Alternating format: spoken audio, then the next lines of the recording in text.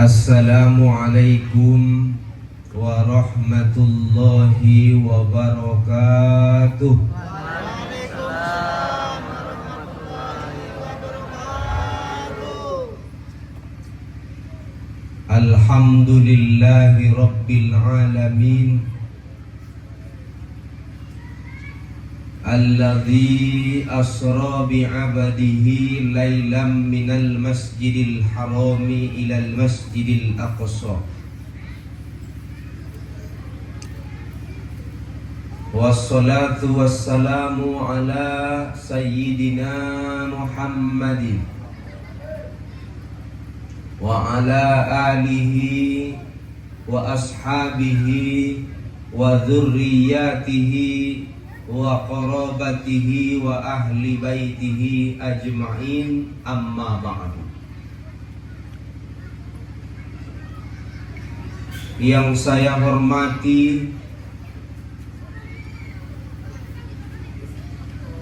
bapak-bapak dan ibu-ibu sekalian, yang terdiri dari tokoh masyarakat, alim ulama, dan juga pemerintahan desa unit 3 unit 3 ya, unit 3 kan? Nah, dan juga yang saya hormati dan saya banggakan, para muslimat dan fatayat NU dan juga Banser. Mudah-mudahan acara kita malam ini mendapatkan berkah dan juga mendapatkan hidayah, karena yang menjadi panitia kita pada peringatan Isra Mi'raj malam ini adalah pengurus Musholla Al-Hidayah. Tentunya tak luput dari dukungan kita semua. Al-Hidayah itu artinya petunjuk.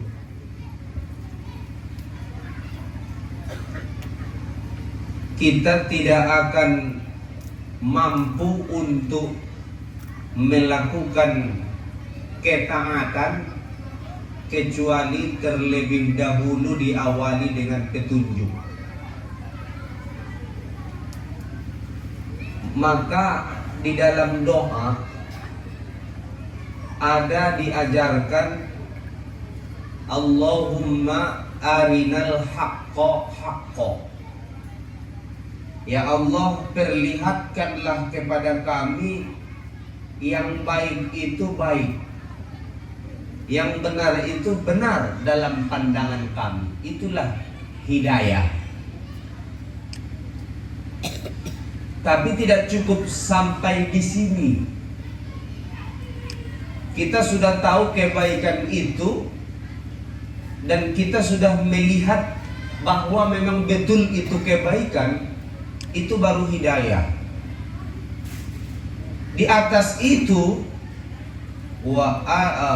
warzuqunat tiba'ah, dan berikanlah kepada kami rezeki, kemampuan untuk bisa melaksanakannya atau mengikutinya.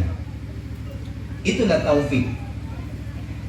Jadi hidayah itu Allah tunjukkan kepada kita kebaikan, lalu kemudian di atasnya taufik. Karena kita sudah mendapat petunjuk hidayah, maka Allah memberikan kita taufik.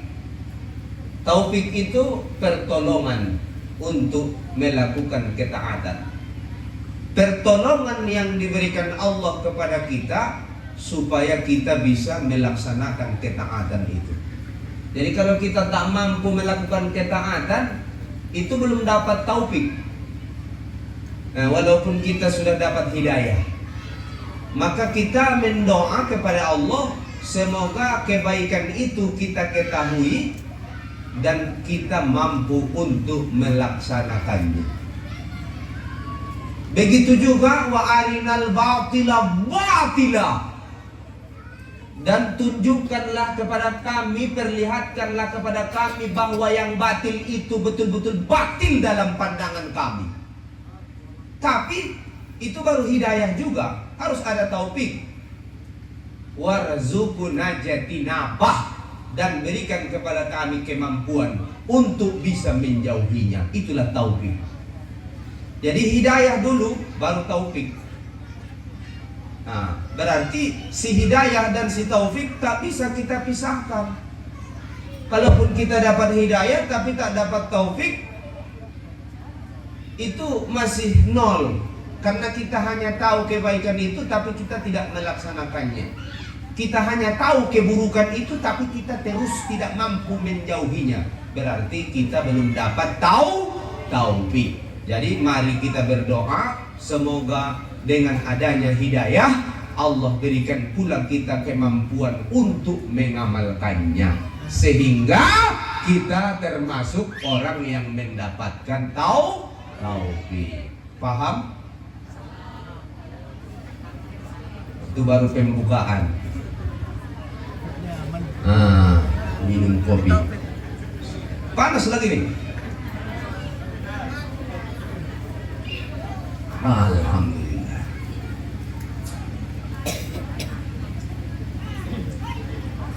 Pertama sekali kita bersyukur bahwa malam ini di antara sekian banyak desa ataupun lingkungan ataupun RT, tapi kita di RT 17 ini termasuk yang tidak ketinggalan memperingati Isra wal Mi'raj. Alhamdulillah.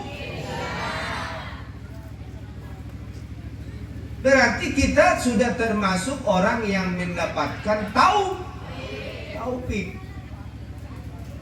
Oke lah, banyak orang yang mungkin membantah di luar sana. Katanya tidak ada dalil untuk melaksanakan peringatan Isra Mi'raj.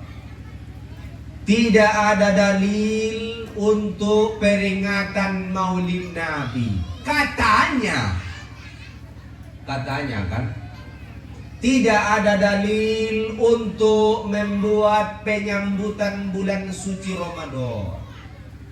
Tidak ada dalil untuk memperingati 10 Muharram. Tidak ada dalil untuk memperingati nuzulul Quran. Katanya. Oke, kita kanlah mengalah kita dulu. Iya kan? Oke, kita mengalah. Tapi saya rasa kita sepakat, tidak ada orang satu pun kalau yang betul-betul agamanya melarang kita untuk menuntut ilmu. Ada tidak? Ini termasuk menuntut ilmu. Jadi dengan adanya perkumpulan ini, majelis ilmu ini, semoga kita yang hadir ini pulang nanti dari tempat ini tidak membawa dosa walau hanya setitik pun. Ada hadisnya, tapi saya sudah lupa bunyinya, Arabnya. Artinya sajalah, setuju? Apabila berkumpul suatu kaum, kita ini kan kaum ini, kaum kan? Iya, kaum muslimin wal muslimat di dalam satu majelis. Mereka duduk di majelis itu berzikir kepada Allah.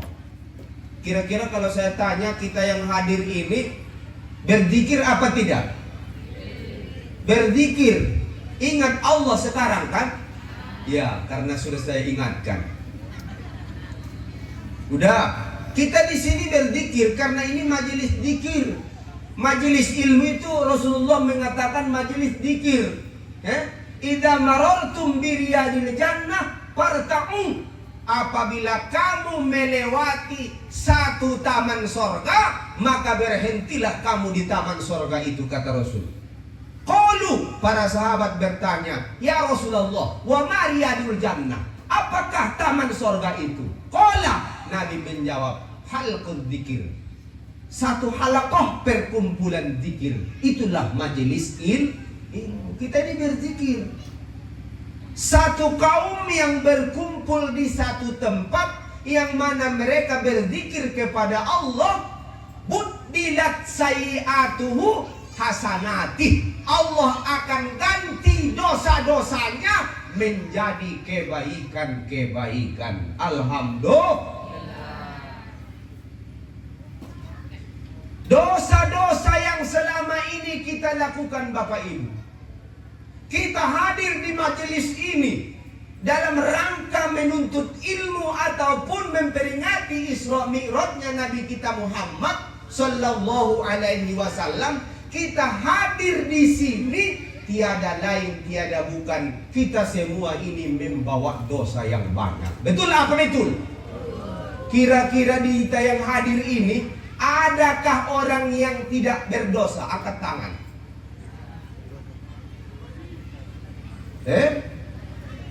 Ada?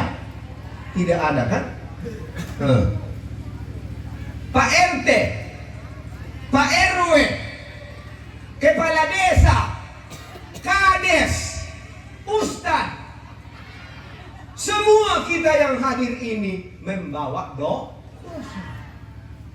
Kalau saya Ustadz, menurut penelitian saya tidak ada dosa. Oh, sedangkan saya tidak berani mengatakan kalau saya ini tidak punya dosa.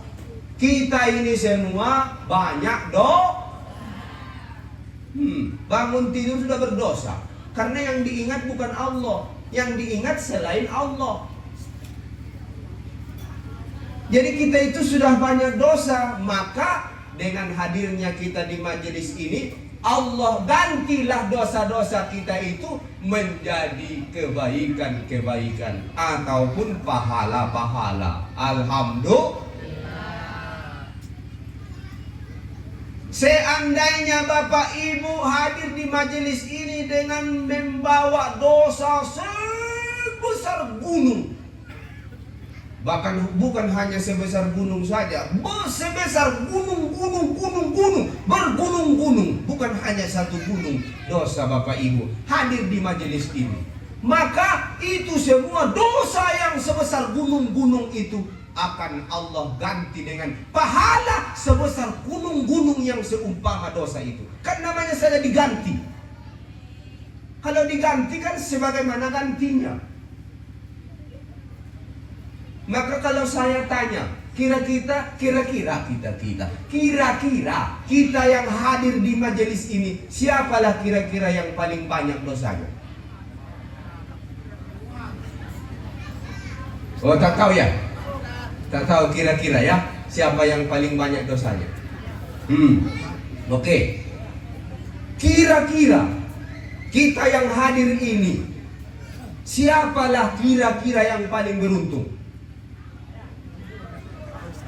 Yang paling beruntung kita yang hadir ini siapa? Saya? Belum tentu. Yang paling beruntung malam ini dari kita yang hadir ini adalah orang yang paling banyak dosanya. Kenapa? Karena sekian banyak dosanya, maka akan diganti menjadi kebaikan semuanya.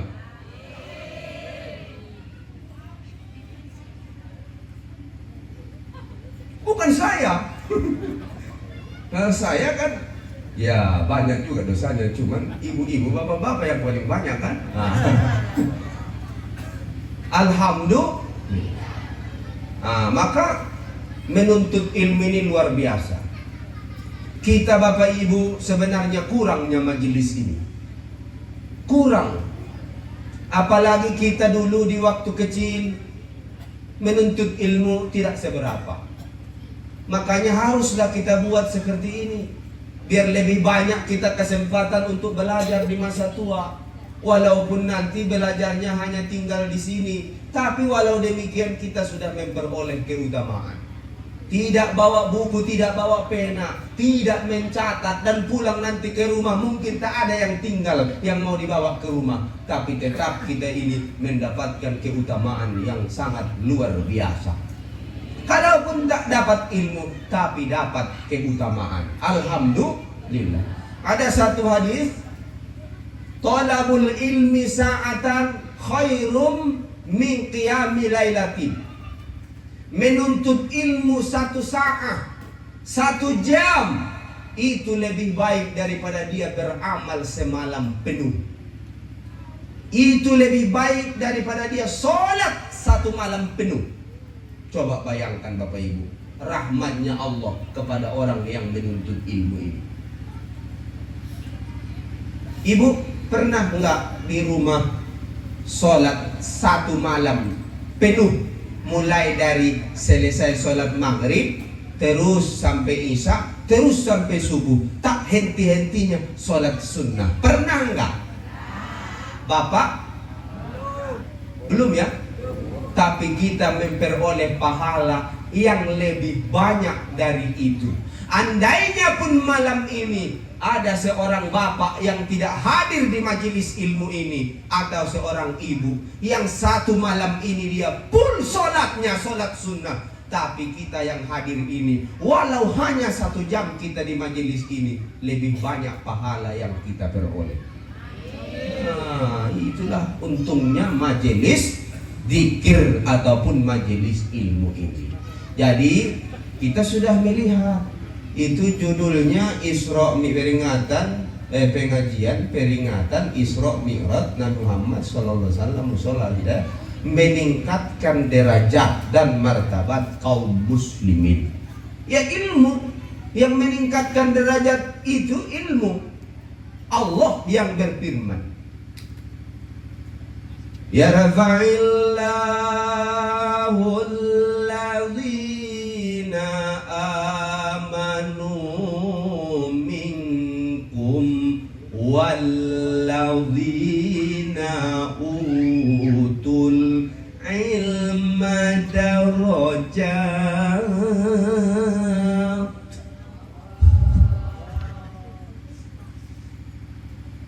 Itu bukan suara saya yang jelek, mic-nya itu yang jelek.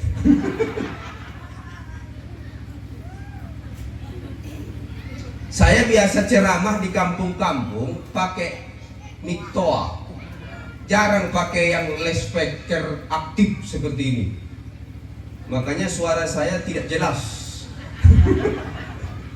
Nah, tapi kalau mic toa itu yang kampung-kampung ya bulat. Dia namanya saja Ustadz kampung kan Bu? Ya, Ustadz kampung kolotlah kalau megang yang seperti ini. Bapak Ibu yang dimuliakan Allah Subhanahu wa taala, malam ini kita peringati Isra dan Mi'raj Nabi kita Muhammad sallallahu alaihi wasallam. Ayatnya Isra ada di dalam Al-Qur'an. Surah Al-Isra ayat 1. Kira-kira perlu perkenalan? Oh, sikit. Saya tinggal di Pasar Ujung Batu, Kecamatan Sosa, Kabupaten Padang Lawas. Sama lagi kita kan? Padang Lawas juga kan? Cuman kecamatannya ini Kecamatan Hutaraja Tinggi. Saya Kecamatan Sosa. Namanya itu. Orangnya pun itu. Kemarin dibuat Ustadz Sumarno Abu Bakih. Dia itu memang panggilan saya karena anak yang pertama namanya Ahmad Fakih.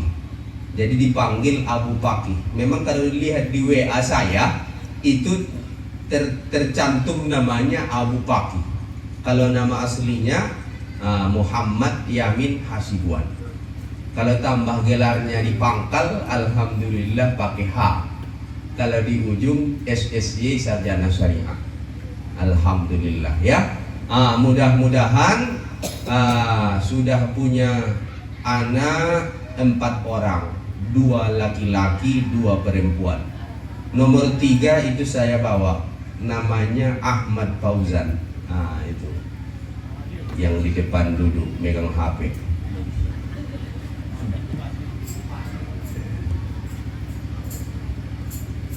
Saya diamanahkan oleh Kecamatan Sosa sebagai Ketua Majelis Ulama. Dan menurut hemat saya, Ketua Majelis Ulama termuda seluruh dunia, sayalah orangnya. Bukan hanya di Sumatera Utara, seluruh dunia. Indonesia lah kan umumnya, karena ketua majelis itu kan Indonesia, MUI kan, Majelis Ulama Indonesia, se-Indonesia. Se-Indonesia lah. Saya ialah yang paling muda. Umur saya sekarang masih 39.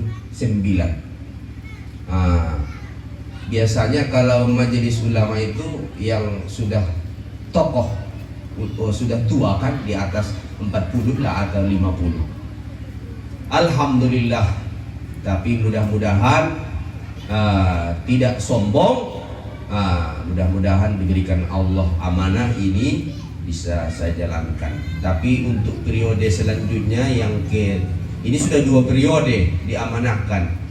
Tapi untuk periode ketiga nanti ya saya mungkin tidak mampu lagi, karena masih banyak para ulama-ulama kita yang lebih layak. Bapak Ibu sekalian yang dirahmati Allah, perkenalan sampai di situ. Itu saya perkenalan karena memang kita baru pertama kali jumpa. Walaupun kita sudah pernah jumpa, tapi saya yakin itu tak semua. Pernah dulu di balai desa. Kalau tak salah itu peringatan 10 Muharram. Masih ingat Bu? Atau enggak ikut memang? Oh iyalah ya. Atau dulu pernah juga saya ke sini. Tapi bukan saya gurunya Ustadz yang dari Jakarta itu, siapa namanya? Gus Miftah, ya pernah dulu ke sini. Ya, tapi sering juga ke sini. Cuman kalau udah masuk ke sini lupa saya. Karena banyak simpang-simpang. Nanti mau pulang tolong saya diantar ke jalan mau pulang. Maksudnya nanti, inilah Ustadz jalannya ya, ini nanti lurus saja sampai ke Sungai Korang. Baru saya tahu, kalau dilepaskan saya sekarang, saya nggak tahu kemana-mana ini. Itulah. Jadi ayatnya di dalam Al-Quran, Subhanalladzi asra, Maha suci Allah yang telah memperjalankan hambanya, minal masjidil harami ilal masjidil aqsa, dari Masjidil Haram menuju Masjidil Aqsa. Ada syairnya kan? Coba ibu-ibu syairkan dulu. Dapat? Di suatu malam di bulan Rajab, Allah memanggil Nabi Muhammad untuk menerima wahyu salat sehari semalam 17 rakaat dari Masjidil Haram ke Masjidil Aqsa, dari Masjidil Aqsa ke Sidratil Muntaha. Subuh 2 rakaat, zuhur asar 4, maghrib 3, isya 4.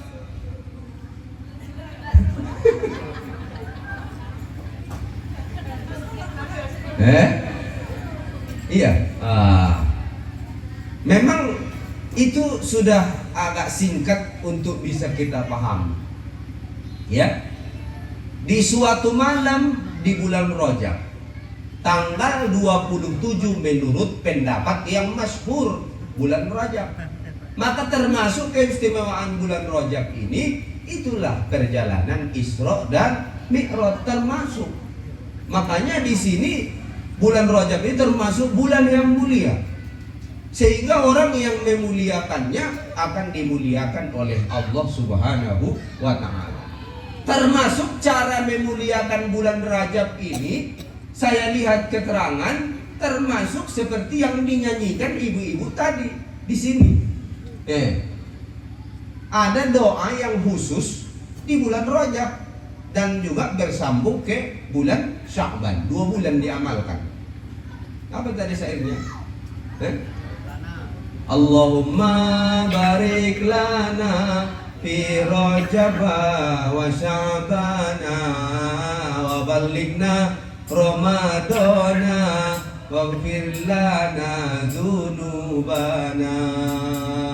Allahumma, coba semua bawa Sya'bana wa ballighna Ramadana waghfir lana dzunubana. Itu yang ditambah itu. Waghfir lana dzunubana itu yang ditambah. Kalau yang asli diajarkan Nabi, Allahumma barik lana fi Rajab wa Sya'bana wa ballighna Ramadan. Sampai situ. Kalau untuk sendiri boleh Allahumma barik li fi Rajab wa Sya'bana wa ballighni Ramadan.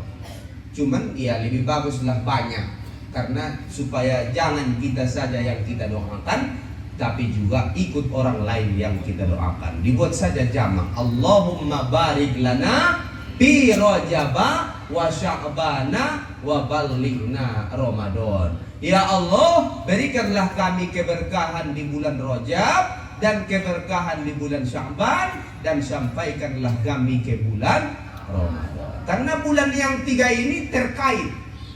Sampai-sampai ada seorang ulama yang mengatakan bulan Rajab itu adalah bulan untuk menanam, sedangkan bulan Sya'ban adalah bulan untuk menyiram, dan bulan Ramadan adalah bulan untuk memanen. Jadi kalau misalkan kita langsung panen di bulan Ramadan, kan payah itu, nggak mungkin lah. Mana mungkin langsung panen? Harus ada dulu masa menanam, ya kan Bu? Halo, jamaah. Ada masanya kita menanam. Setelah menanam baru menyiram. Jangan sampai tak disiram. Sudah ditanam tak disiram-siram, hujan pun tak datang, mati. Setelah itu barulah memanen. Jadi mustahil langsung panen, atau mustahil langsung menanam. Mustahil langsung tadi menyiram. Apa yang mau disiram kalau tak pernah menanam? Jadi bulan Rajab ini menanam. Maka mulai dari sejak bulan Rajab harus kita sambutlah masa panen itu, bulan suci Ramadan. Makanya Rasulullah memperingatkan membaca doa itu supaya Allah tambah kepada kita kebaikan. Keberkahan yang kita minta itu kan kebaikan. Ziyadatul khair, bertambah kebaikan kita di bulan Rajab, bertambah juga kebaikan kita di bulan Sya'ban, sehingga nanti di bulan Ramadan bertambah lagi banyak panen. Itulah hakikat daripada pernyataan ulama itu. Maka kita harus mengamalkan doa tadi. Bapak Ibu mengamalkan doa itu kan? Setiap selesai sholat fardu paling minimalnya 1 kali amalkan. Ini sudah tanggal berapa ini bulan Rajab? Itu tanggal 28 ini. Hari ini dah, hari ini tadi, hari apa tadi? Sabtu. Nah ini tanggal 28. Malam ini sudah tanggal 29. Karena maghrib kalau tanggal Hijriah itu sudah tukar tanggal. Beda dengan Masehi. Kalau Masehi tengah malam jam 12 tukar tanggal. Tapi kalau Arab, Komariah itu maghrib itu sudah tukar tanggal. Berarti ini sudah tanggal 29 ini. Besok tanggal 29 ini pun sudah masuk tanggal 29. Sampai tanggal 30 besok, 29 besok, hari apa besok? Ahad. Kemudian Senin, lalu hari Selasa tanggal 1 Sya'ban. Berarti tinggal 2 hari lagi, besok sama Senin, mengamalkan doa yang tadi. Enggak? Enggak lah, 2 bulan. Tapi kalau untuk bulan Rajab ini tinggal 2 hari lagi. Itu kan 2 bulan itu diamalkan doa itu. 2 bulan kan? Iya kan Pak? 2 bulan nggak diamalkan. Diamalkan orang, iya kan? Kalau kita nggak tahu saya. Diamalkan orang 2 bulan. Dan baik itu di bulan Rajab maupun di bulan Sya'ban, doanya jangan ditukar. Ada itu setelah masuk bulan Sya'ban, si Rajab hilang. Iya kan? Allahumma barik lana fi Sya'ban wa ballighna Ramadan. Loh, mana si Rajab? Oh, tapi kan bulan Rajab sudah lewat katanya. Jadi dulu ketika di bulan Rajab, kenapa dia ikutkan si Sya'ban? Si Sya'ban belum datang waktu itu kan Pak? Tapi kenapa dia ikutkan si Sya'ban? Begitu masuk bulan Sya'ban, ditinggalkannya si Rajab. Mestinya si Rajab dan si Sya'ban harus disebutkan. Dua-duanya jangan ditinggalkan. Baik di bulan Rajab maupun di bulan Sya'ban, doanya tetap itu. Banyak saya dengar itu, imam-imam yang begitu. Begitu masuk bulan Sya'ban, hilang si Rajab. Jadi dua-duanya disebut. Allahumma barik lana fi Rajab wa Sya'ban wa ballighna Ramadan. Kemudian ada juga orang yang memuliakan bulan Sya'ban, bulan Rajab itu dengan memperbanyak puasa. Kira-kira ibu-ibu sudah banyak puasanya bulan Rajab ini. Ada berapa? Ibu-ibu ini grup Cahaya Hati, ada berapa puasanya? 7. Wah, alhamdulillah lah kalau sudah 7. Bagus itu. Bapak? Kafa billahi syahida, hanya Allah lah yang menjadi saksi di antara kita berdua. Kalau bapak ibu berbohong, saya tak tanggung jawab. Tapi alhamdulillah lah kalau sudah ada puasanya, karena termasuk menyambut bulan Ramadan itu sebenarnya itu. Karena kita harus latihan. Ya, latihan di mulai dari bulan Rajab. Dulu ada saya punya kawan di pesantren, itu asal masuk bulan Rajab dia sudah mulai puasa. Full bulan Rajab itu, bersambung bulan Sya'ban, full. Apalagi Ramadan wajib. Sehingga 3 bulan full dia puasa. Apanya? Enggak full, pol. Ya sama itu, pol, full. Memang hebat. Karena termasuk itu salah satu amalannya untuk menyambut Ramadan itu, latihannya. Nah, sama dengan bapak ibu kalau kita misalkan anak-anak kita mau main bola, tanding, kan? Latihannya apa kira-kira? Ya main bola latihannya. Dia mau bertanding di mana? Oh, misalnya di Pekanbaru Piala Dunia atau misalnya di apa namanya di Thailand contohnya kan? Dia harus latihan main bola karena yang mau dipertandingkan itu bola. Tentu latihannya latihan bola. Yang kita pun nanti di bulan puasa mau puasa, maka latihannya pun puasa. Mulai dari bulan Rajab. Kalau tak bisa full, ya 20 hari. Kalau tak bisa 20 hari, ya 10 hari. Kalau tak bisa 10 hari, ya 5 hari. Kalau tak bisa 5 hari, ya 4. Tidak bisa 3 hari pun jadi. Kalau begitu 2 pun jadilah. Tidak bisa 2, 1. Alhamdulillah. 1 pun enggak. Inna lillahi wa inna ilaihi raji'un. Puasa sunat. Penting ini. Ada satu kisah. Dulu Nabi Isa alaihissalam pernah melewati satu gunung. Nabi Isa melihat dari gunung itu keluar cahaya yang terang benderang. Sampai-sampai Nabi Isa berdoa kepada Allah. Ya Allah, ya Tuhanku, berikanlah izin kepada gunung itu untuk bisa berbicara denganku, kata Nabi Isa. Hebatnya Nabi Isa melihat cahaya itu keluar dari gunung itu. Lalu Allah memberi izin kepada gunung yang bercahaya itu untuk berbicara kepada Nabi Isa alaihissalam. Ini diceritakan dalam kitab Majalisus Saniyah. Namanya saya bilang pun namanya nggak tahu ibu kan. Itu nama kitabnya Majalisus Saniyah. Jadi singkat cerita gunung itu berbicara kepada Nabi Isa setelah Allah izinkan. Wahai Isa, apa yang engkau inginkan sehingga engkau meminta kepada Allah agar aku diizinkan untuk berbicara denganmu, sehingga sekarang aku dapat perintah dari Allah untuk berbicara denganmu. Apa yang kau inginkan wahai Ruhullah? Nabi Isa kan disebut dengan Ruhullah. Kalau Nabi Musa Kalimullah. Kalau Nabi Muhammad Habibullah. Kalau Nabi Isa apa tadi, Bu? Ruhullah. Sehingga Nabi Isa menjawab, aku heran melihat darimu keluar cahaya. Apa yang ada di dalam perutmu? Apa yang ada di bawahmu, wahai gunung? Sehingga hebatnya cahaya memancar dari apamu, dari apamu lah bahasanya, dari dirimu. Akhirnya, oh, di dalam perutku ini ada seorang yang mulia di sisi Allah Subhanahu wa ta'ala. Makanya aku bercahaya. Lalu Nabi Isa memohon kepada Allah, ya Allah, ya Tuhanku, tunjukkanlah kepada aku yang diceritakan gunung itu. Ada katanya seorang yang mulia berada di dalam perutnya. Tolong ya Allah, keluarkan dia dari perut gunung itu supaya aku bisa berbicara dengannya. Akhirnya terbelahlah gunung itu, terbelah dua. Terbelah dua gunung itu.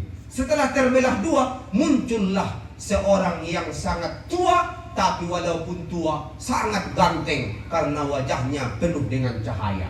Maka singkat cerita, Nabi Isa alaihissalam bertanya kepada orang itu, apa amalanmu sehingga engkau dari dirimu muncul cahaya dan engkau bisa hidup di dalam tanah gunung yang besar ini? Maka orang itu berkata, menjawab kepada Nabi Isa, wahai Nabiullah Isa, aku sampai sekarang sudah 600 tahun di dalam gunung ini. Aku adalah umat Nabi Musa alaihissalam. Aku memohon kepada Allah supaya umurku dipanjangkan sampai kepada masanya lahirnya Nabi Muhammad sallallahu alaihi wasallam, supaya aku bisa menjadi umatnya nanti. Makanya aku dihidupkan Allah sampai sekarang. Aku sudah lama berada di dalam gunung ini selama 600 tahun. Apa amalanmu? Kata Nabi Isa. Amalanku adalah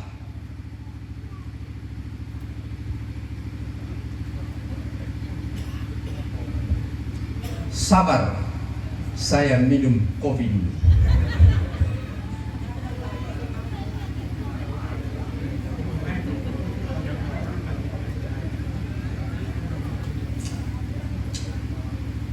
Ada yang bisa jawab? Ada yang bisa jawab?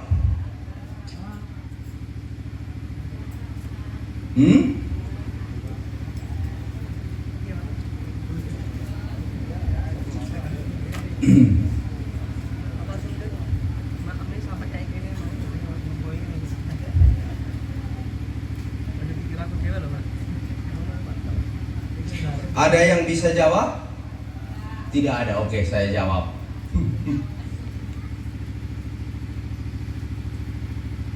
Amalanku adalah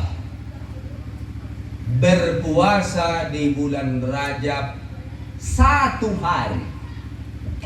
Coba bayangkan jawaban ini Bapak Ibu sekalian. Amalannya hanya 1 hari berpuasa di bulan Rajab, Allah sudah kabulkan doanya, dipanjangkan umurnya sampai berjumpa dengan Nabi Muhammad sallallahu alaihi wasallam. Tapi kita tidak memandang ininya. Nanti ibu-ibu berpuasa 1 hari di bulan Rajab ini, mumpung ada 2 hari lagi, niatnya seperti itu. Nah, tahu-tahu 1 bulan depan, innalillahi wa inna ilaihi rajiun.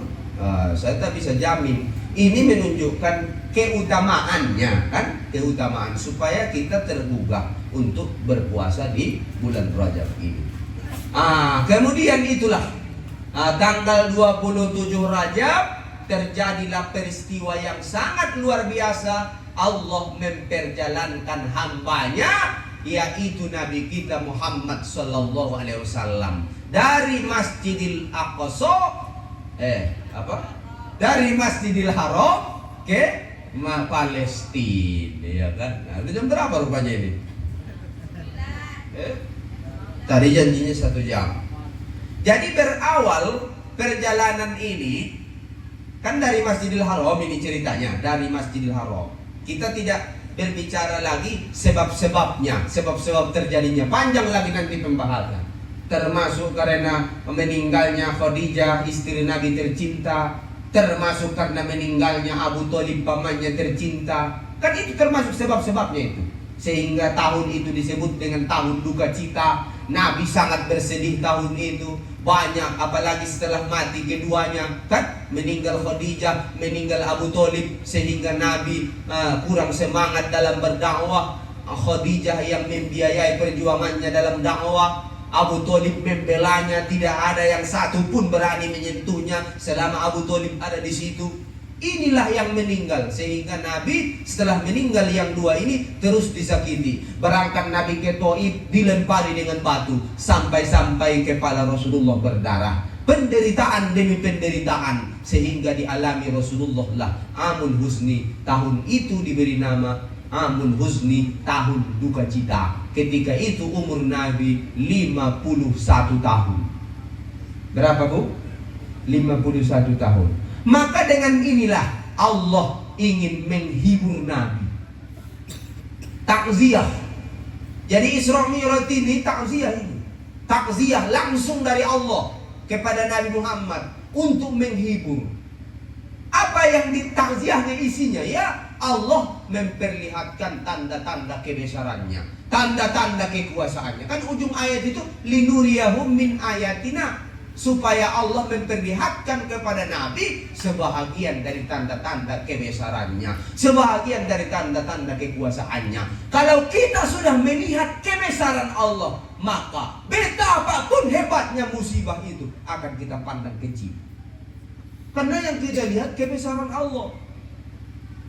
Kenapa kita berlama-lama Bapak Ibu berduka, berkabung, meninggal anak, meninggal istri, meninggal suami, ya, meninggal ayah, meninggal ibu, meninggal kawan, meninggal tetangga, meninggal sahabat. Kita sangat bersedih, betul sekali itu, sangat bersedih karena banyak sejarah, banyak kisah dalam kehidupan bersamanya. Namun kalau andainya kita melihat kebesaran Allah, musibah itu akan kita pandang kecil. Inilah yang diberikan Allah pengajaran kepada Nabi Muhammad. Betapapun sedihnya engkau Muhammad, nih kulihatkan kebesaranku kepadamu sehingga engkau terhibur. Itulah hikmahnya. Maka kita pun harus banyak-banyak melihat kebesaran Allah. Kalau dibanding dengan kebesaran Allah, apalah itu Siti Khadijah, apalah itu Abu Thalib. Walaupun mereka melindungi Nabi, itu secara zahir. Kalau secara batin, yang melindungi dan menjaga Nabi adalah Allah Subhanahu wa Ta'ala. Ada anak yatim di sini, jangan terlalu berduka. Bukan ayahnya yang melindunginya, ayahnya hanya melindunginya secara zahir, namun secara batin Allah lah sebenarnya yang melindungi. Kita ini tidak bisa buat apa-apa. Allah semuanya. Iya kan? Ini kalau di kajian tauhid. Maka berangkatlah Nabi dari Masjidil Haram. Ketika itu Nabi sedang berbaring tidur di Hijr, ya. Hijr itu Hijr Ismail, samping Ka'bah. Jadi inilah Ka'bah itu kan. Contoh. Udah mau tidur, Bu? Belum ya. Inilah Ka'bah itu. Ini Hajarul Aswad.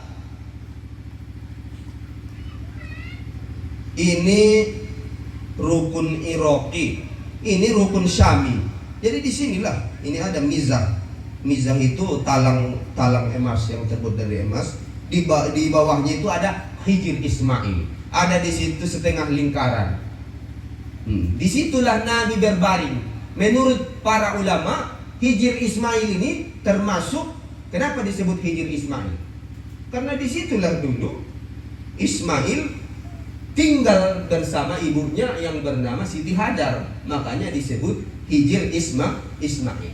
Nah, disitulah Nabi berbaring. Di sebelah kanannya ada pamannya yang bernama Abbas. Di sebelah kirinya ada Ja'far, saudara sepupunya, Ja'far bin Abu Thalib.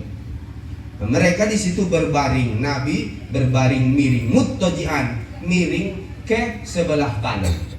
Inilah sunnahnya Rasul kalau berbaring.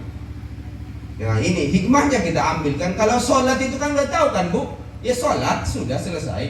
Hikmah Isra Mi'raj ini kita ambil. Jadi Rasulullah itu tidur miring di hijir, miring ke sebelah kanan. Itu muttaji'ah.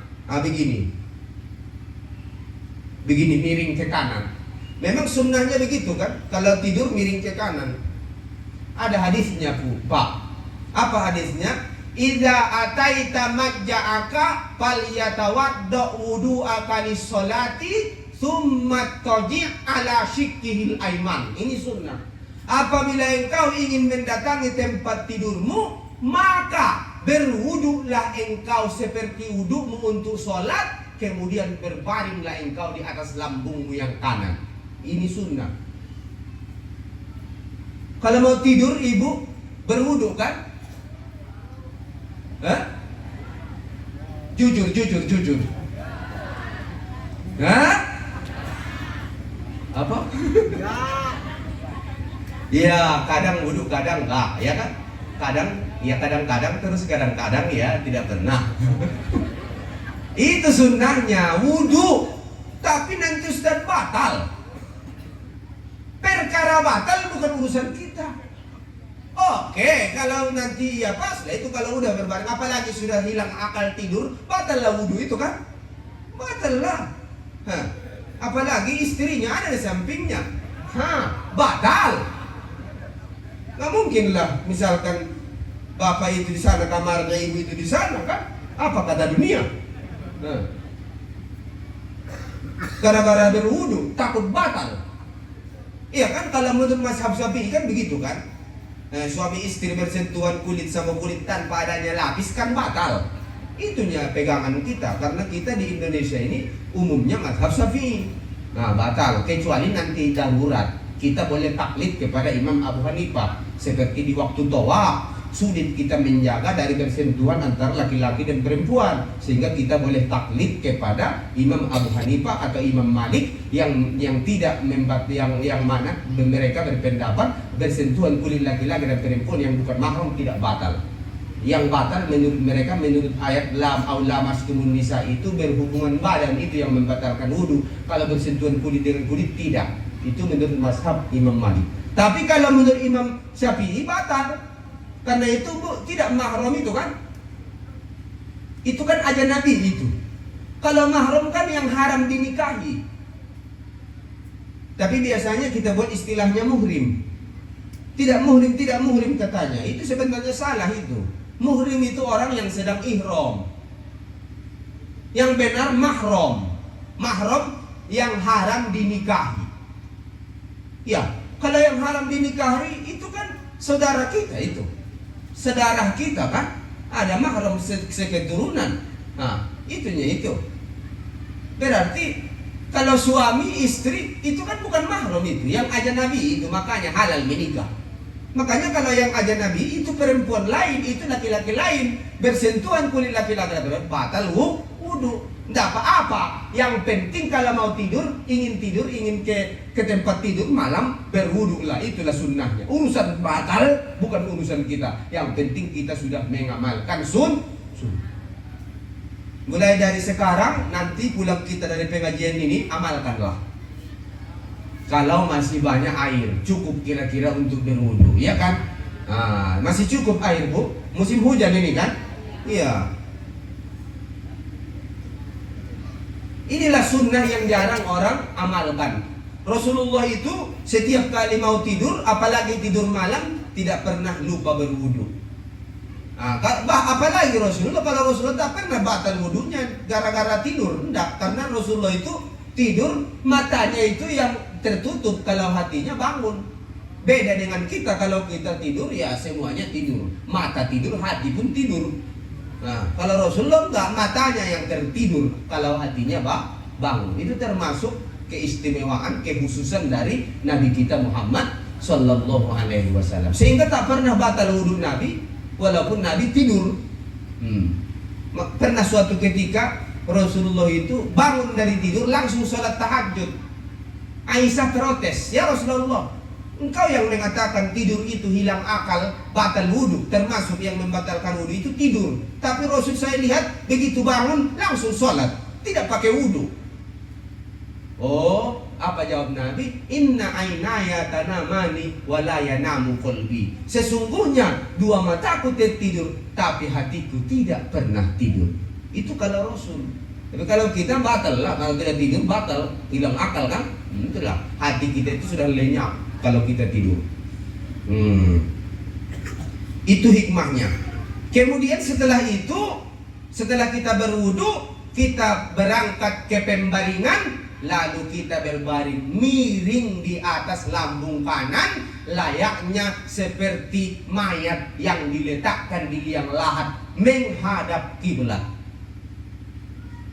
Bagaimana Pak? Kalau mayat itu diletakkan di liang lahat, ibu-ibu tak saya tanya, karena ibu-ibu tak pernah ikut ke liang lahat. Pernah? Pernah ikut ke liang lahat? Mau menengok pernah?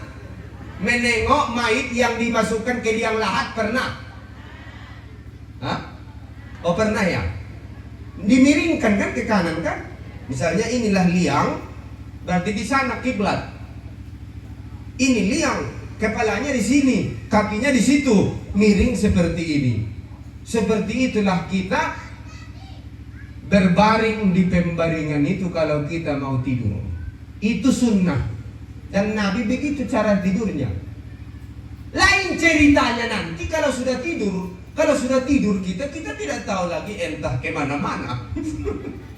Itu beda. Pokoknya begitu kita letakkan tubuh kita di atas pembaringan, walau hanya sebentar, miringlah ke sebelah kanan. Itu sunnah. Kadang-kadang kan masih belum tidur, sudah capek kita yang gini-gini itu terus miring kanan, belum tidur juga. Bolehlah berbalik seperti ini kan.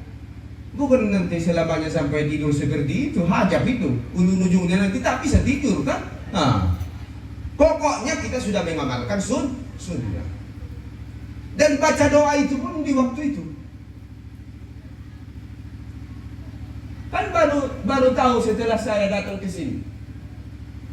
Ya Bu, kalau ibu mau baca doa itu, doa mau tidur itu kira-kira kapan? Atau memang sama sekali nggak pernah dibaca? Oh dibaca. Bismikallahumma ahya wa amut. Itu kapan dibaca? Ya mau tidur, saya pun tahu itu mau tidur. Iya di mananya? Berbaring. Iya di waktu berbaring. Oh berbaringnya kemana? Menghadap atas kanan. Itu yang biasa. Jadi membacanya miring ke kanan, itulah baca doa. Kecuali ada bacaan-bacaan zikir itu sebelum berbaring, tapi kita sudah mau tidur. Itu sebelum berbaring ada yang diajarkan Rasul, termasuk membaca ayat kursi. Ayat kursi itu dibaca di waktu duduk, jangan dulu berbaring. Duduk dulu di kursi kalau mau dibaca itu. Ini pun sunnah Nabi, baca ayat kursi. Siapa yang membaca ayat kursi ketika dia ingin tidur, maka Allah akan menjaganya selama dia tertidur. Ada hadisnya. Kemudian ada juga riwayat lain dari riwayat Imam Bukhari, sebelum tidur dalam keadaan duduk seperti ini, baca surah Al-Ikhlas 3 kali. Pernah diamalkan? Alhamdulillah, ibu-ibu, bapak-bapak. Ini kan kajiannya ringan ini, tapi bermanfaat. Kemudian yang kedua, baca surah Al-Falaq. Itu tadi Al-Ikhlas itu 3 kali ya kan? Nah, baru Al-Falaq 1 kali, An-Nas 1 kali. Sudah? Tapi sebelum membaca itu dalam keadaan duduk, kepalkan dulu 2 tangan, tangan kanan dengan tangan kiri.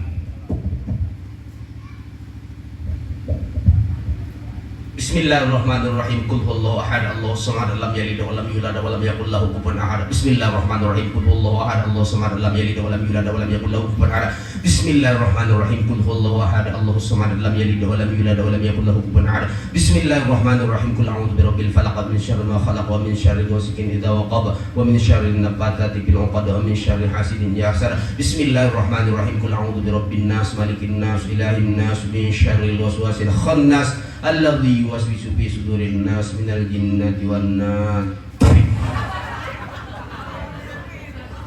Diludahi tangan kita itu, tapi jangan ludah yang ringan. Ludah yang ringan sekira-kira tidak banyak lah, kira-kira adalah sedikit aja. Nah, ada sedikit aja, jangan banyak. Apalagi janganlah. Maaf yang ada yang mau tidur enggak kan? Enggak, belum. Kemudian baru diusapkan ke wajah, kepala, dari atas kepala langsung ke wajah dan terus bagian depan, kemudian bagian belakang kepala terus ke bawah, semua yang bisa dijangkau oleh dua tangan kita. Itu sunnah juga itu. Mau tidur itu dibacanya ketika duduk. Ada lagi yang ketika duduk ada.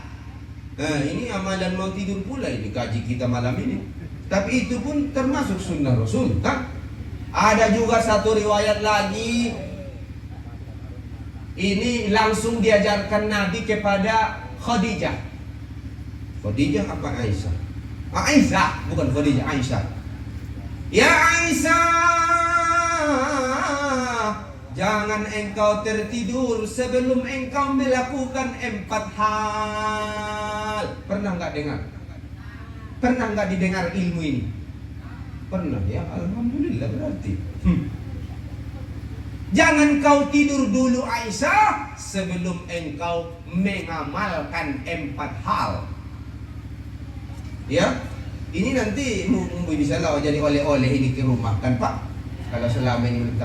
Walaupun ini diajarkan Nabi kepada Khadijah. Oh maaf Pak Ustaz, kata bapak itu di belakang, saya bukan perempuan. Sama, itu hanya perwakilan aja itu. Ke Aisyah diajarkan Nabi. Untuk laki-laki pun sama itu.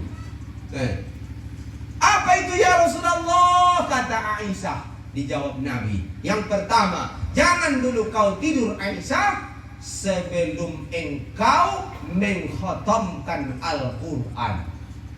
Satu. Yang kedua, jangan dulu engkau tidur Aisyah sebelum engkau bisa membuatku nanti bisa memberikan syafaat kepadamu. Iya kan, sudah terjawab kan? Yang ketiga, jangan dulu engkau tidur Aisyah sebelum engkau mendapatkan ampunan dari Allah. Yang keempat, jangan dulu engkau tidur Aisyah sebelum engkau melaksanakan haji dan umroh. 4 inilah.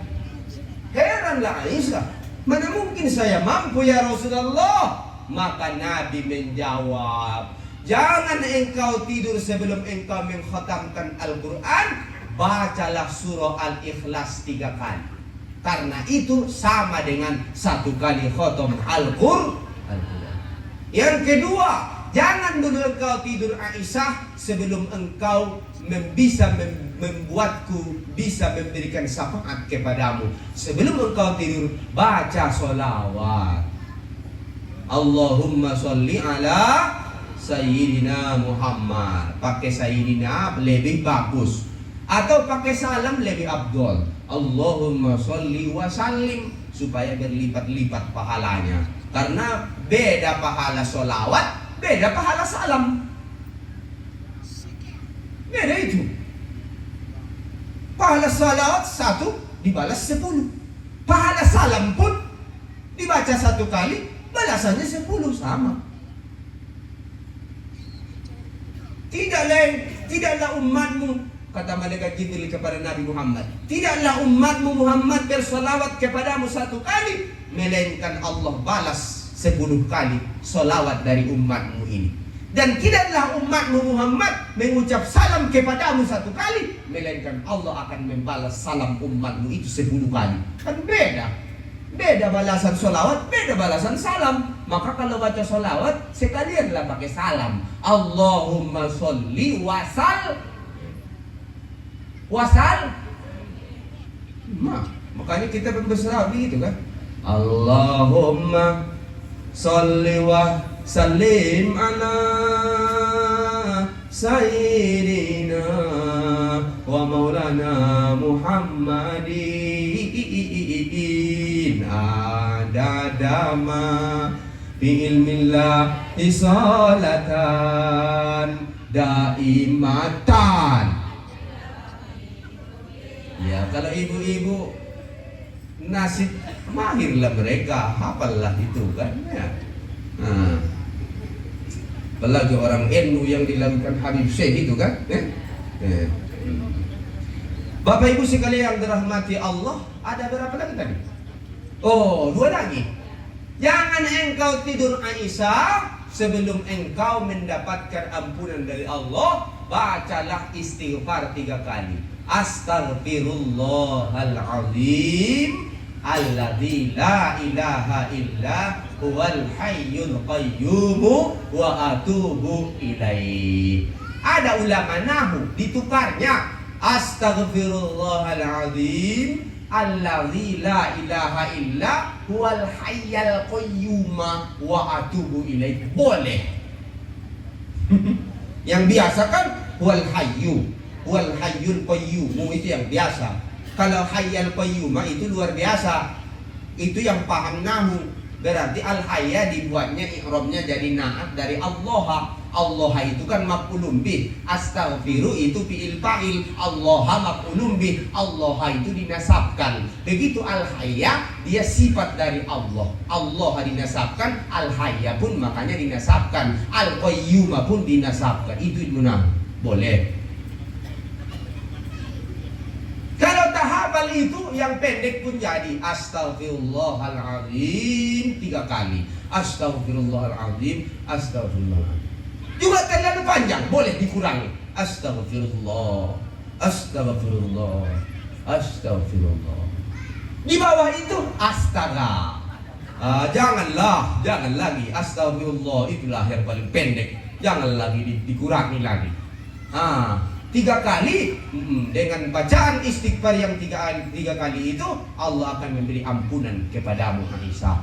3 yang keempat, wahai Aisyah, jangan dulu tidur sebelum engkau melaksanakan ibadah haji dan umroh. Ya kan? Maksudnya adalah bacalah subhanallah walhamdulillah wa la ilaha illallah wallahu akbar. Subhanallah walhamdulillah wa la ilaha illallah wallahu akbar. Subhanallah walhamdulillah wa la ilaha illallah wallahu akbar. 3 kali. Itu di waktu duduk. Dan berbaring dulu. Setelah dibaca itu baru berbaring, baru baca doa bismikallahumma ahya wa amut. Paham? Inilah kajian-kajian yang seperti ini kan jarang ini dibuka ini. Berapa kali kita tidur, setiap malam kita tidur, tapi tidak pernah mengamalkan amalan-amalan ini. Ini adalah sunnah dari Nabi kita Muhammad Sallallahu Alaihi Wasallam. Habis itu tidur. Tidur kan? Aman insya Allah.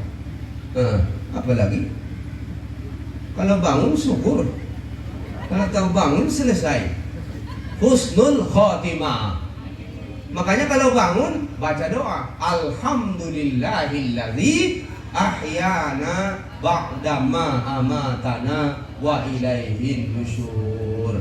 Ya Allah, segala puji kepadamu. Alhamdulillah, segala puji bagi Allah. Ahyana, yang telah menghidupkan kami. Ba'dama amatana, setelah kami mati. Wa ilaihin nusyur, dan hanya kepadanya kami akan kembali. Ya kan? Ini doa ini kan ringan ini. Di pelajaran anak-anak TK, anak-anak MDA, ini anak-anak kita sudah hafal ini. Tapi kita pun sudah hafal sebenarnya. Tapi mengamalkannya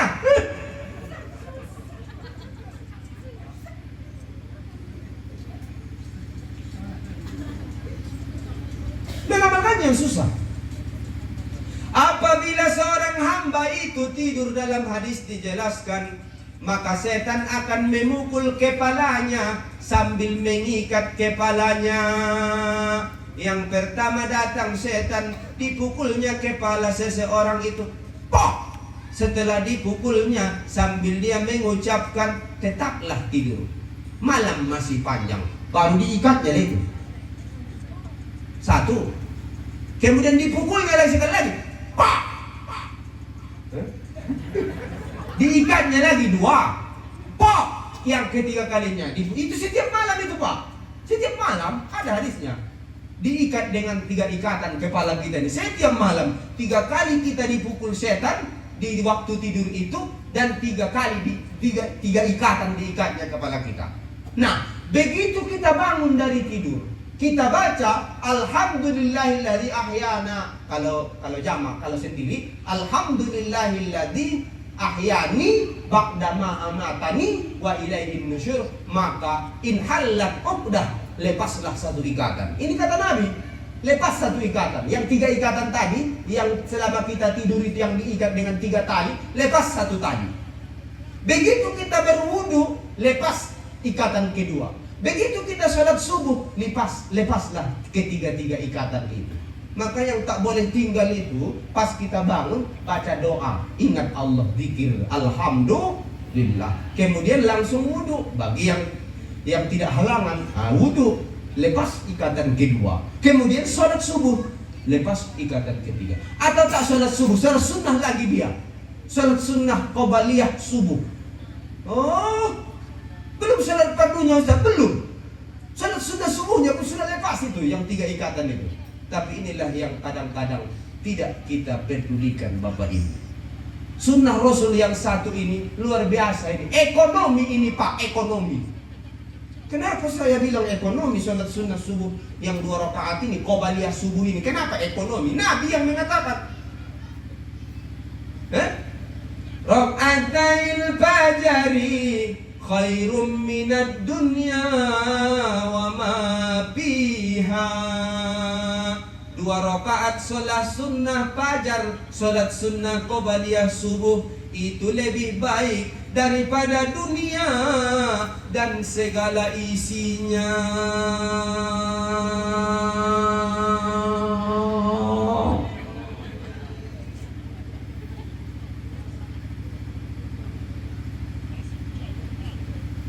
Apa yang kita miliki dalam hidup ini? Harta yang banyak, belum seberapa itu. Mobil yang mewah, belum seberapa. Rumah yang direlip, yang dibuat kandangnya dan lain sebagainya, mewah dan segala isinya, belum seberapa. Kebun sawit yang berhektar-hektar kita punya, belum seberapa. Jabatan yang tinggi setinggi-tingginya, belum seberapa. Kalau dibanding dengan sholat sunnah qobaliyah subuh 2 rakaat. Karena lebih baik dari dunia dan seluruh isinya.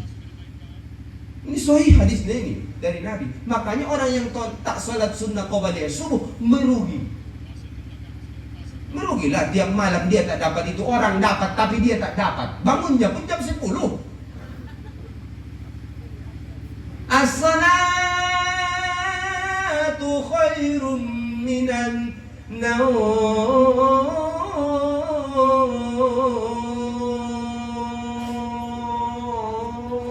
Akhirnya naum, karena terlalu panjang naumnya. Makanya kalau di Makkah, di Madinah bukan begitu, qomat surat subuh.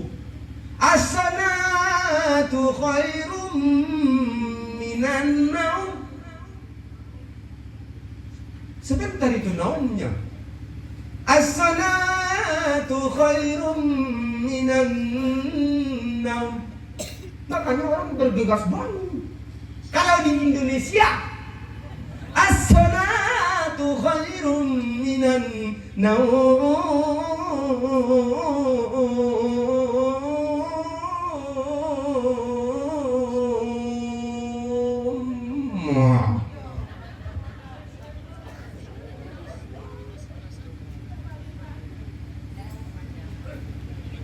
Terlalu panjang naumnya. Apalagi bapak-bapak. Kalau ibu-ibu oke lah. Pas dia bangun ya masak, ya kan Bu? Masak. Bahkan ada yang nyuci, yang ngurus anak lagi. 3 anak mau sekolah, disiapkan bajunya, dipasangkan badannya, disisirkan rambutnya, digosokkan giginya, dikasih makannya, disiapkan bukunya, dipasang kaos kakinya, dipasang sepatunya, dikasih duitnya. Bapak itu jam 10 bangun, dia tak ada lagi orang di rumah itu kecuali istrinya. Itu di sana. Kalau di sini insya Allah sama. Itu neng kono itu kan, neng kono. Di sana. Kalau neng kini ya sama lah. Ya neng kininya, neng kono di sana, neng kene. Oh ya neng kene.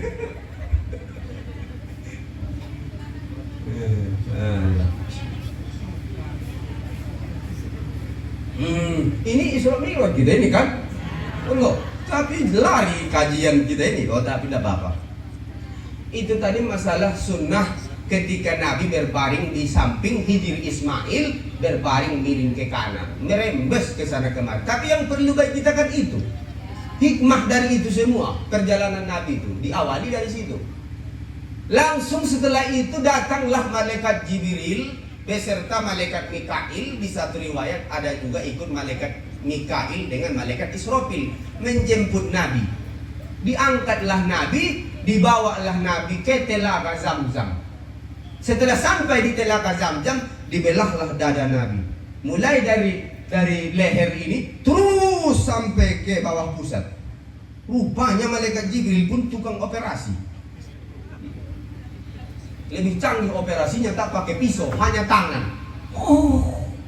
Kalau sekarang lengkap semua kan, oksigennya pun dibuat.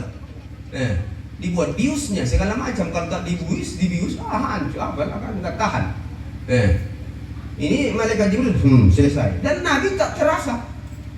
Begitu terbelah, diambil hati Nabi. Setelah diambil hati Nabi, dibersihkan dengan air Zam-Zam. Makanya air Zam-Zam itu termasuk pembersih hati.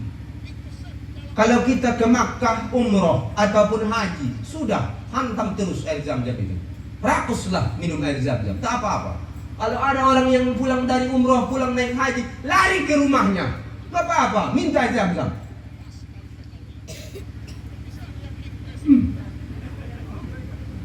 Jangan malu-malu. Karena kita tidak bisa mengamalkan apa yang dikatakan oleh Mama Gufron. Kalau Mama Gufron, ya Allah, inna maqali inna, jadikanlah air ini menjadi air Zam-Zam. Mana bisa kan? Nah, kalau kita, ya mungkin kalau dia wali, ya Allah alam. Kalau dia wali Allah mungkin bisa bertukar air itu menjadi air yang apa ini pergi ke Makkah, air yang di air Zam-Zam itu pergi ke sini. Itu Allah alam lah kan. Tapi kalau kita berdoa begini boleh. Berdoa begini, ya Allah ya Tuhanku, ini adalah air biasa. Tapi ya Allah ya Tuhanku, jadikanlah air biasa ini dengan kebesaranmu, dengan karuniamu, jadikanlah ini seperti air Zam-Zam. Apa salahnya berdoa? Tapi kalau jadikanlah ini air Zam-Zam, mana mungkin? Iya kan? Secara akal tak mungkin lah. Gantilah ini jadi air Zam-Zam, tidak mungkin. Tapi jadikanlah ini seperti air Zam-Zam, boleh. Kan niatkan jadi obat. Baca bismillah, bismillahirrahmanirrahim. Jadi, tapi kalau asli air Zam-Zam tidak hanya bismillah, baca doanya. Allahumma inni as'aluka ilman nafi'a wa rizqan wasi'a wa shifaan min kulli da'. Itu kan doa minum air Zam-Zam. Ya Allah, aku memohon kepadamu ilmu yang bermanfaat, rezeki yang luas, dan obat dari segala penyakit. Minum bismillahirrahmanirrahim.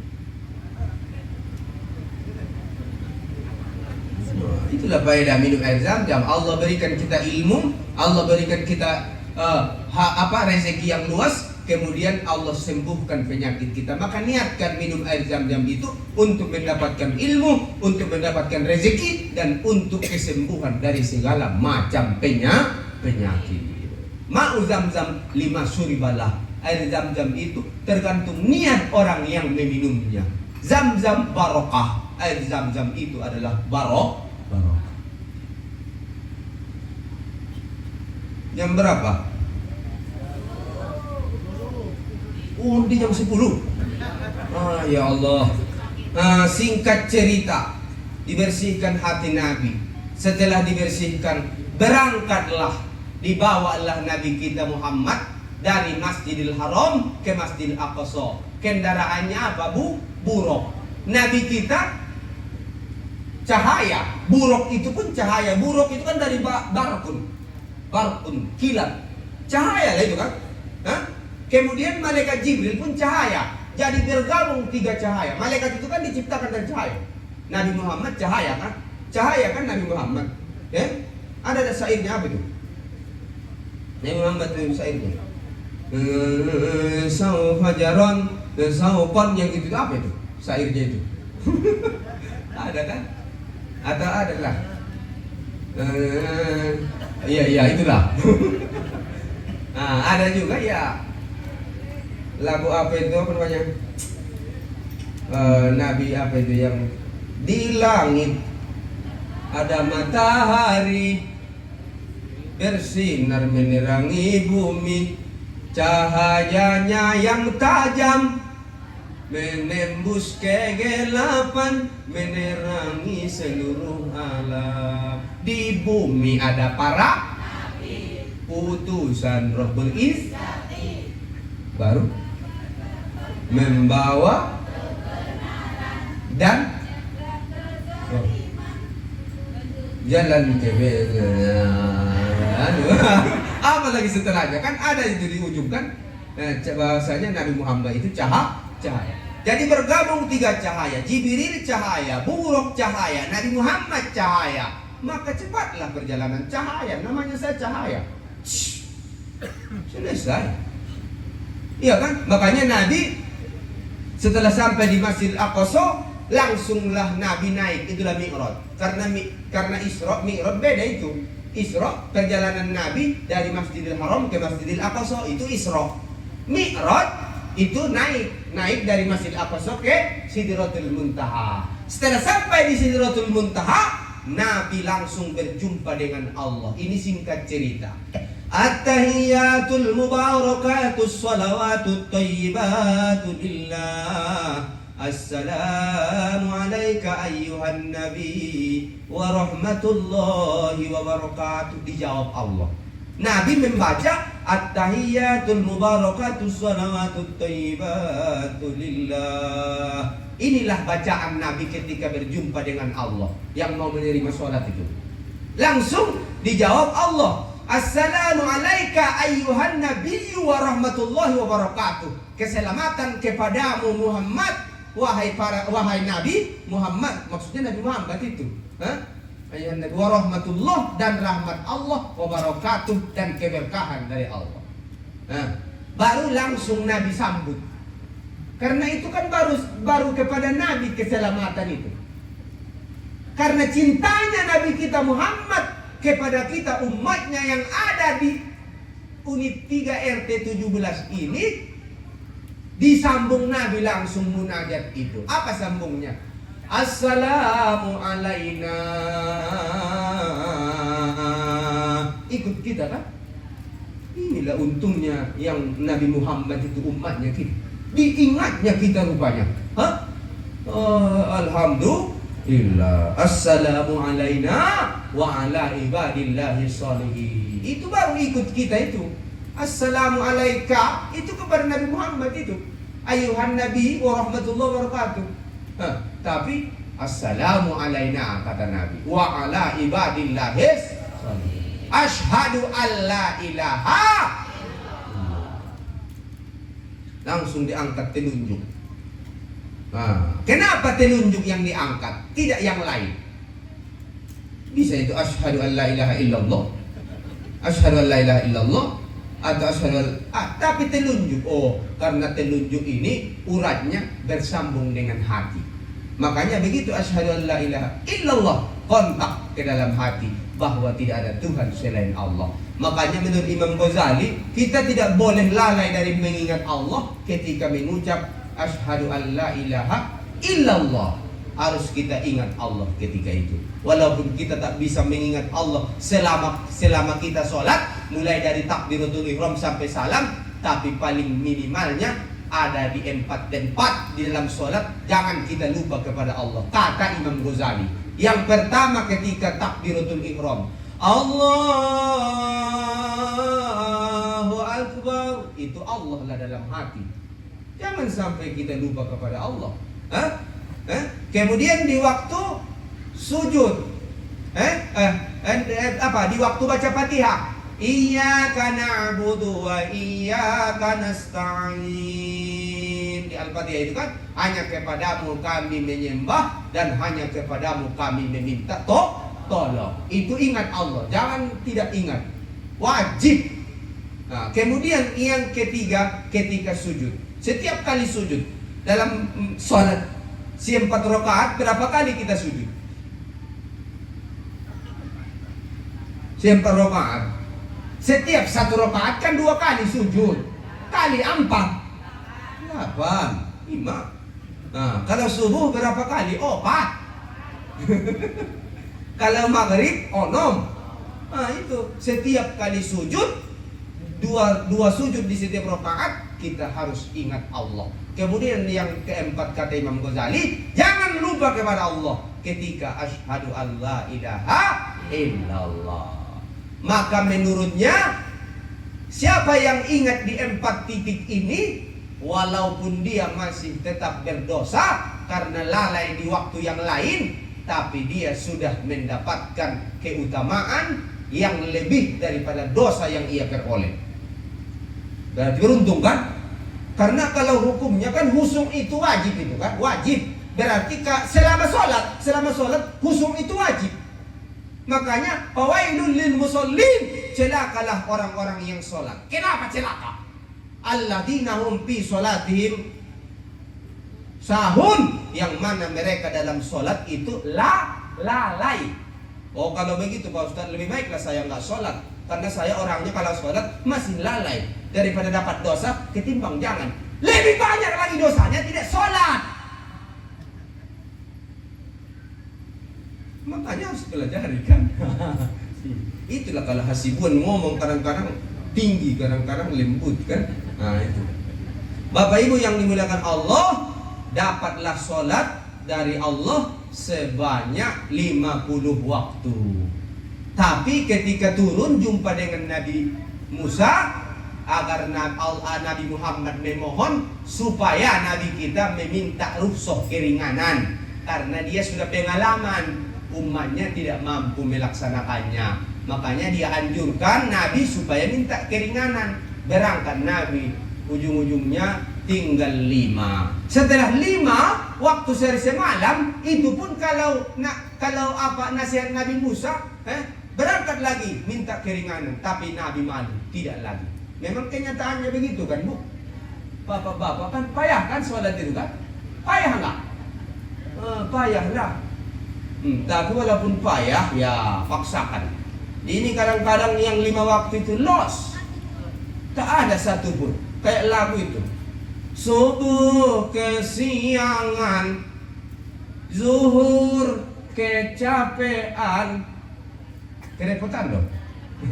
Asar kerepotan, maghrib kecapean, Isa ketiduran.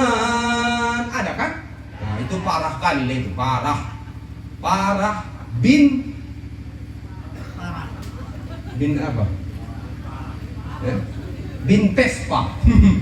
Pespa itu pesong parah. Nah, jadi Bapak Ibu, walaupun kita tak pala banyak amal, tak pala banyak zikir, tak pala banyak ibadah, tapi paling tidaknya sholat jangan ditinggalkan. Sepakat? Inilah hikmah dari Isra Mi'raj ini. Sholat, Nabi langsung jemput. Kalau puasa, di dunia Nabi terima perintahnya, cukup dengan turun ayat. Begitu juga zakat, begitu juga haji. Tapi kalau sholat tidak cukup dengan ayat, harus dijemput ke atas dengan kekuasaan Allah Subhanahu wa ta'ala. Inilah pentingnya sholat 5 waktu sehari semalam. Ini adalah tiang agama kita. Jangan sampai kita tinggalkan. Barang siapa yang meninggalkan sholat, maka seolah-olah dia ikut meruntuhkan agama. Tapi barang siapa yang mengerjakannya, melaksanakannya, dia sudah ikut meninggikan agama ini, menghidupkan agama ini. Karena sholat ini adalah tiang agama kita. Setuju? Jadi kalau begitu, jangan lagi kita meninggalkan sholat 5 waktu sehari semalam. Insya Allah. Kalau tak bisa ikut yang sunnah-sunnahnya, minimal yang wajibnya itu janganlah kita tinggalkan, Bapak Ibu. Inilah mungkin yang dapat kami sampaikan. Mudah-mudahan kita semua menjadi ahli sholat. Amin ya Rabbal Alamin. Anak-anak keturunan kita menjadi ahli-ahli sholat. Amin ya Rabbal Alamin. Dan semua kita, pada khususnya musola kita ini adalah salah satu tempat kita untuk beribadah kepada Allah. Musola Al-Hidayah. Mudah-mudahan ini kita sambutlah bulan suci Ramadan dengan lebih seringlah kita berjumpa dengan musola, supaya kita lebih mendekatkan diri kepada Allah Subhanahu wa ta'ala. Kurang dan lebihnya saya mohon maaf.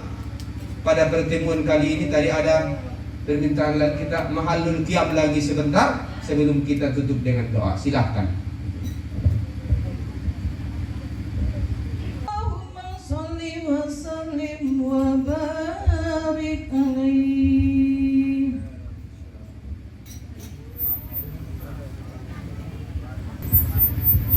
A'udzu billahi minasy syaithanir rajim. Bismillahirrahmanirrahim. Alhamdulillahi rabbil alamin hamdan yuwafi ni'amahu wa yukafi'u mazidah. Ya Rabbana lakal hamdu kama yanbaghi li jalali wajhikal karim wa li 'azimi sultanik. Allahumma shalli ala sayyidina Muhammadin tibbil qulubi wa dawaiha wa 'afiyatil abdani wa shifaiha ونور الأبصار وضيائها وقود الأرواح وغذائها وعلى آله وصحبه وسلم. ربنا ظلمنا أنفسنا وإن لم تغفر لنا وترحمنا لنكونن من الخاسرين. ربنا تقبل منا صلاتنا وصيامنا وقيامنا وركوعنا وسجودنا وتخصنا وتعبدنا وتمم تقصيرنا يا الله يا رب العالمين. اللهم انفعنا بما علمتنا. ربنا زدنا علما وارزقنا فهما واجعل هذا جمعنا جمعا مرحوما وتفرقنا من بعد هذا تفرقا معصوما واهدنا صراطا مستقيما واجعلنا يا الله من مقيم الصلاة ومن ذريتنا. ربنا وتقبل دعاء.